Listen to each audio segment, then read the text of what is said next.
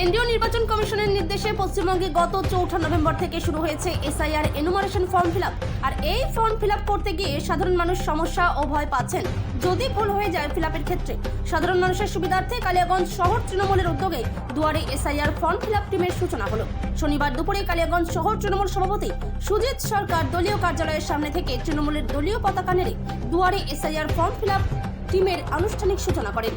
প্রথম দিন কালিয়াগঞ্জে 10 ও 11 নম্বর সহ বেশ কয়েকটি ওয়ার্ডে গিয়ে তৃণমূলের বাংলার ভোটাধিকার রক্ষার্থে শিবির খোলা হয়েছে। সেখানে গিয়ে খোঁজখবর নেন, পাশাপাশি বেশ কিছু বাড়িতে গিয়ে এসআইআর ফর্ম ফিল আপ হয়েছে কিনা তার খোঁজ নেন এবং যাদের হয়নি তাদের ফর্ম ফিল আপের কাজে সহায়তা করে শহর তৃণমূলের টিম।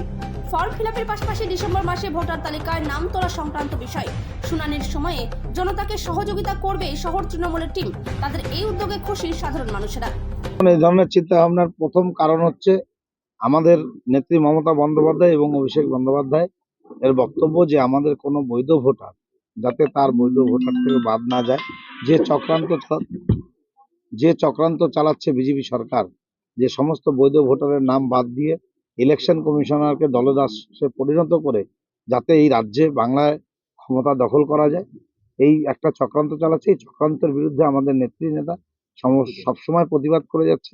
আমার বোনরা আছে বিভিন্ন ওয়ার্ডে, আমার বোন ভাই যারা আছেন, তৃণমূল কংগ্রেস কর্মী যারা আছেন, তাই তাদেরকে আমরা ট্রেন করেছি। আগে আপনারা দেখেছেন, তাই ট্রেনের মাধ্যমে, কিন্তু তা করা সত্ত্বেও কিছু মানুষ যারা ট্রেনমুখী হয়নি, যাদের ফর্ম এখনো ফিল আপ হয়নি, তাই আমরা এটা চিন্তা অভিনব এই জন্য উদ্যোগ নিলাম যে বাড়িতে পৌঁছে গেলে অন্তত তার ফর্মটার কি সমস্যা, তাদের সমস্যাটা শুনে আমরা সমাধান করতে পারবো।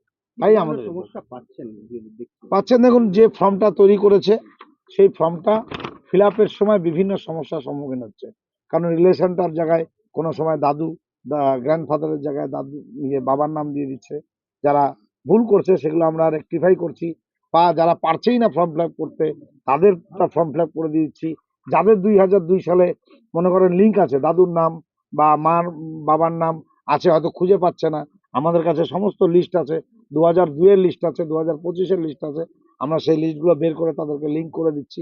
এবং তাছাড়াও যদি দেখা যায় ফর্ম ফিল আপ করার পরেও কোনো বৈধ ভোটারের নাম ওঠেনি ভোটে, সেটাও বলে যাচ্ছি খসড়া ভোট তালিকায় নাম আসে কিনা, এবং তারপরে যে নোটিশটা করবে ইলেকশন কমিশনার বলেছে, হিয়ারিং হবে কার কি ডকুমেন্টস আছে, সেই জন্য আমরা প্রস্তুত আছি। এবং আমাদের যে দলীয় কার্যালয় আছে তার ঠিকানা, তার ফোন নাম্বার আমরা দিয়ে যাচ্ছি মানুষকে, যে চিঠি পাওয়ার পর যদি আপনাদের কোনো সমস্যা হয় আপনারা আসবেন। আমরা দলগতভাবে পার্টির দিক থেকে আমরা আপনাদের পাশে ছিলাম, আছি।